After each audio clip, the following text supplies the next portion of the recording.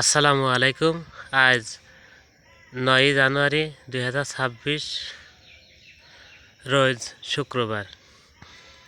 আমার এই লাঙল বা বিধি গত 23 সালে বানানো হয়েছে।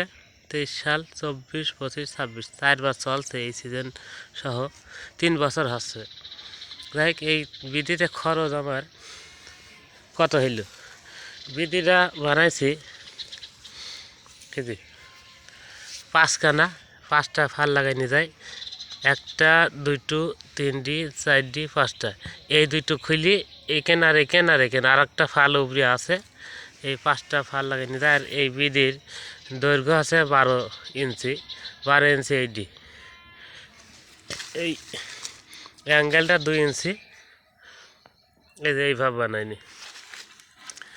এই নতুন ফাল 110 টাকার কিনা। কত খরচ হয়েছে আমার ফালে এই যে দেখেন, যে চারদিক ঠিক আছে।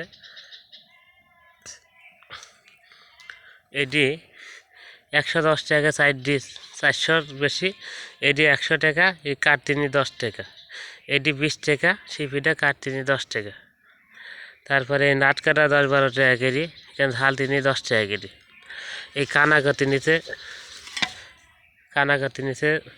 60 কানা 70 টাকা।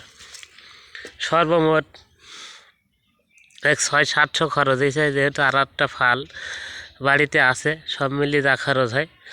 আর এই সর্বমোট মিস্ত্রি খরচ নিচ্ছে 130 টাকা, মানে এই কানা দিই ঝালাই দিক 130 টাকা। আর এইটি 10 টাকা আর এইটি 10 টাকা, এই 20 টাকা বাদে 130, তাহলে ওই দুটো ধরলি 150 টাকা। এই কিনা মাল সহ খরচ হয়েছে 150 টাকা। আর 110 টাকার 5টা 100 টাকা, 20 টাকা। আর ফালের নাট কাটা ছিল 12 টাকা কেজি, তাহলে সব মিলিয়ে 150 টাকা উপরি হবে মোট খরচের উপরে। এই তবে বর্তমানে দেখেন মাটি ঢিল বা মোটা ঢেল, সেখানে 4ডি ফালই ভালো হয়। আর যেখানে চিকন ঢেল সেখানে 5টা ফাল লাগালে হয়। তো 5টা ফালে ঘাস থাকলে ঘাসের সমস্যা করে। আর এটি ইনশাল্লাহ ভালোই কাজ হয় যদি 3-4ডি বাদ দেওয়া যায়। একদিনে 1 বিঘে হয়ে বেঁধে দেওয়া যায়। আর এই বেঁধে দিলে ওই দুবলু ঘাস যদি জমিতে থাকে তো অবশ্য মরে যায়, শুকিয়ে যায়, উঠে যায়। আর কুবালি তো তা হয় না, ওঠে না। এটি মূলত খরচ হয়েছে, যাই মেলা গ্রামের মানুষই টানে। আর 4 কেজির উপরে কিছু ওজন আছে ফালটা।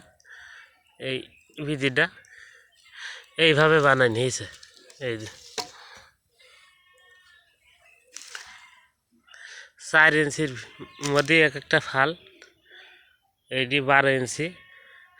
আর এই 5টা যখন দেওয়া হয় সেখন একটু ঘন হয়, এখানে একটা থাকে আর এই জায়গায় থাকে। এই যে ওই লাঠিটা আছে 3 হাতের কিছু বেশি, এতটুক বেশি, এতটুক বেশি, 3 হাত এতটুক লাঠিটা আগা আছে বাঁশের। আর এই ফাল কোনো সময় ঘুরে গেলে এই র্যাঞ্চা দিয়ে আইটি দেওয়া হয়, ফাল নাটে দিয়ে। আর যখন বানাতে হবে সেখন এই ফালের সাথে নাটটা আগে জড়িয়ে নিতে হবে, নিয়ে ঠিক করি সুদা করি, তারপর কানা করি লাগাতে হবে। আসসালামু আলাইকুম।